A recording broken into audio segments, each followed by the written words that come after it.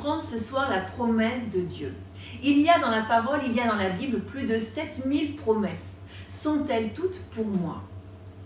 Dieu ne donne pas des promesses pour que les situations se dégradent. Dieu est toujours solution là où le monde met les problèmes. Dieu est toujours solution, il est toujours promesse d'amélioration, toujours promesse de bonheur, toujours de promesse de joie et de paix.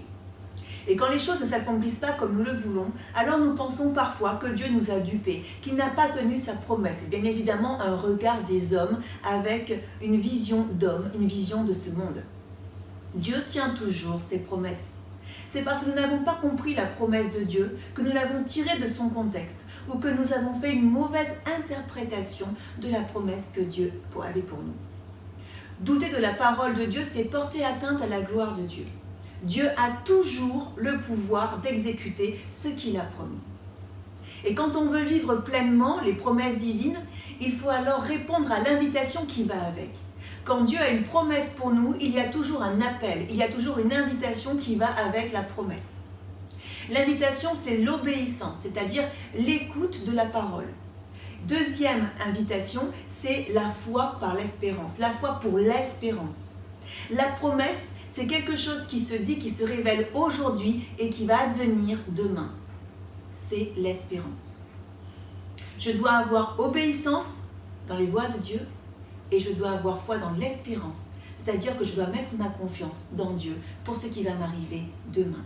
Alors, à cette seule condition, je vais vivre les promesses que Dieu a pour moi. Il y a 3 types de promesses, frères et sœurs. La première, la promesse personnelle. Elle est liée à ma vie.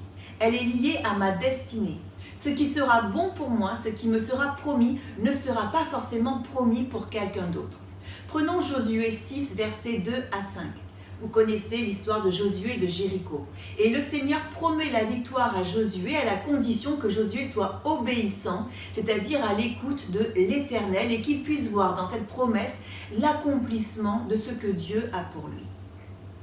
Beaucoup de chrétiens croient que les promesses qui sont pour un serviteur, une servante, à un moment donné, pour une vie donnée, sont bons pour eux. Et là, ils se mettent en danger. Ce qui est bon pour l'un n'est pas forcément une promesse qui est valable pour une autre vie. La promesse personnelle, elle est toujours liée à la situation du destinataire de la promesse. Deuxième type de promesse, la promesse conditionnelle. Prenons l'exemple de Jean 1, verset 9. « Si nous reconnaissons nos péchés, il est juste et digne de confiance, et il nous pardonnera nos péchés et nous purifiera de toute injustice. » Il y a une condition pour accéder à la promesse du salut, c'est de faire notre part. Cette part dans ce verset, c'est reconnaître notre état de pécheur afin de rentrer dans la voie de la rédemption.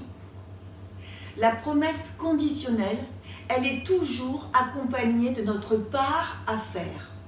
Sans notre part, nous ne pouvons pas vivre pleinement la promesse que Dieu a pour nous. La promesse va se déclencher quand le chrétien va accepter de faire sa part. Troisième type de promesse, frères et sœurs, la promesse inconditionnelle. Et vous le connaissez, ces promesses-là, vous les connaissez pour les avoir lues. Prenons par exemple le psaume 119, verset 105.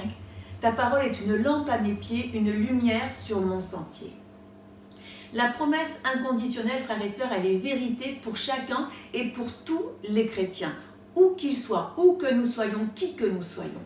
Elle est parole de Dieu donnée aux hommes pour baliser leur vie. C'est un phare quand nous prenons le large, quand nous prenons de la distance et que nous avons besoin de sentir l'amour de notre Père pour nos vies, dans nos vies. Les promesses de Dieu, frères et sœurs, dans nos vies nous sont révélées par la parole, certes, par la Bible, certes, mais elles sont aussi révélées par ce que Jésus nous a laissé, c'est-à-dire l'Esprit Saint, son legs, son héritage. L'Esprit Saint intervient pour nous donner les promesses de Dieu dans nos vies. Comment intervient-il aujourd'hui? Par les visions, par les songes, par les révélations, par les mots qui sont mis dans notre cœur. Vous savez, quand parle l'Esprit Saint, nous reconnaissons cette voix qui nous demande d'agir. Il y a une paix entre lui et nous qui s'installe et nous savons, nous reconnaissons que nous sommes alors dans le shalom, dans la paix de Dieu qui vient nous parler pour nous révéler ses promesses. Les promesses de Dieu sont là juste au coin de nos vies. Il suffit d'être obéissant et d'avoir cette foi dans l'espérance que demain appartient au Seigneur qui a fait de nous des enfants de Dieu. Alors, qu'attendons-nous pour faire notre part, pour enfin vivre ces promesses? Amen.